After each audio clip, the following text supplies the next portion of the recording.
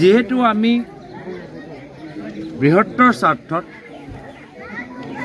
জুবিনদাৰ ন্যায় দাবীত আমি সমগ্ৰ অসমৰ ৰাইজৰ লগত আছোঁ। প্ৰতিটো সময়ত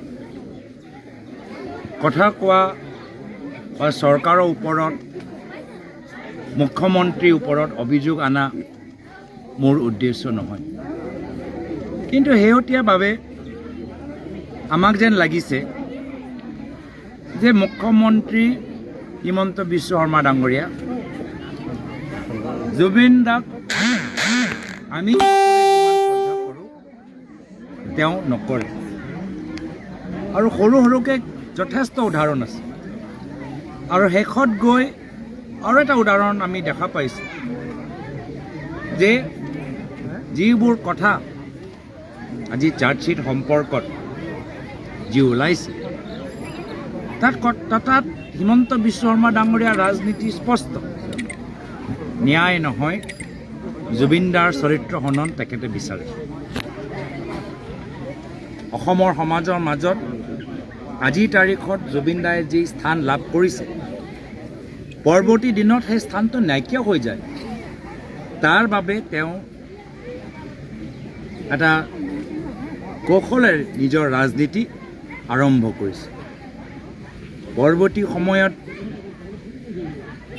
জুবিনদাৰ যি তেওঁৰ যি লেগেচি, তেওঁৰ যে আমাৰ অসমীয়া সমাজৰ ওপৰত যি প্ৰভাৱ এৰি থৈ গৈছে, সেইখিনি যে মানুহে পাহৰি যায়, বেলেগ দৃষ্টিৰে চায়, তাৰ বাবে তেওঁ চেষ্টা কৰিছে। আৰু সেইকাৰণে আমাৰ সামূহিক দায়িত্ব, জুবিনদা আমাৰ অসমৰ কাঞ্চনজংঘা। জুবিনদাৰ ক্ষেত্ৰত আমি সকলোৱে ন্যায় বিচাৰোঁ। জুবিনদাৰ চৰিত্ৰ হনন আমি নিবিচাৰোঁ।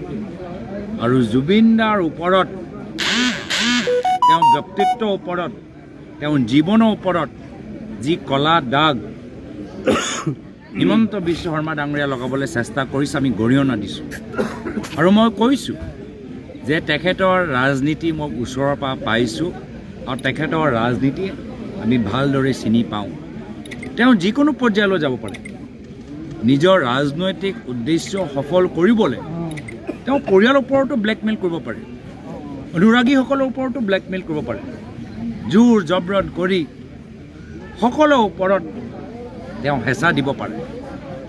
সেইকাৰণে এই সময়ত আমি সকলোৱে একত্ৰিত হ'ব লাগিব, সজাগ হ'ব লাগিব, সতৰ্ক হ'ব লাগিব। জুবিনদাৰ পৰিয়াল বা অনুৰাগী বা সমৰ্থক বা তেখেতৰ আমাৰ সমাজত এৰি থৈ যোৱা যি প্ৰভাৱ, তাৰ ওপৰত কোনোবা ওপৰত আমি হিমন্ত বিশ্ব শৰ্মা ডাঙৰীয়া কলা দাগ বা তেওঁলোকৰ ৰাজনৈতিক হেঁচা প্ৰয়োগ হ'বলৈ নিদিওঁ, ব্যৱহাৰ কৰিবলৈ নিদিওঁ। আৰু এটা কথা, এনে সামাজিক মাধ্যম যে বাছি ল'লে আৰু বেলেগ মানে সামাজিক মাধ্যম কিয় বাছি ল'লে? মানে সামাজিক মাধ্যমত যিটো পুষ্টিছে, আপুনি ধৰক SIT আছিলে, এই সময়তো আপুনি মানে এই কথাবোৰ ক'ব লাগিছিলে বুলি কয়, মানে এই সম্পৰ্কত কিবা ক'ব লাগে? চাওক, আমাৰ যিখিনি কথা আমি ক'বলৈ বিচাৰিলোঁ সেইখিনি ক'লোঁ।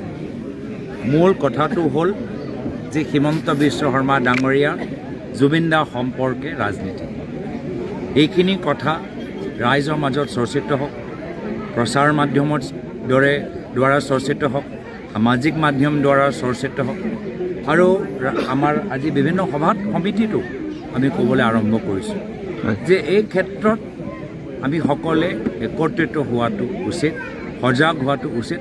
মানুহে বুজি পায়, মানুহে নুবুজাকৈ নহয়, য'তেই মই কৈছোঁ মানুহে বুজি পাইছে।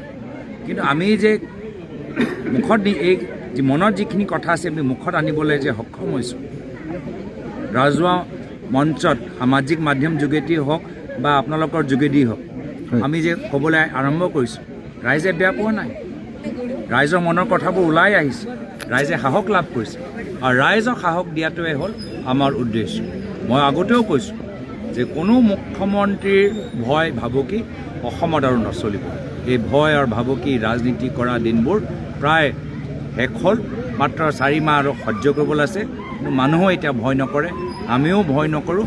আমি সকলোৱে একত্ৰিত হৈ শক্তিশালী হ'মগৈ আৰু অসমৰ ভিতৰত পুনৰবাৰ যে কোনো ব্যক্তিয়ে ভুলতে পুলিচ SIT ভয় দেখাই সাংবাদিক সাধাৰণ ৰাইজক কলেজৰ ছাত্ৰসকলক যে ভয় ভাবুকি দেখাই তেওঁলোকৰ কণ্ঠতে ৰুধিব নোৱাৰে এনেকুৱা এটা পৰিস্থিতি আমি ভৱিষ্যত গঢ়ি তুলিম। Thank U.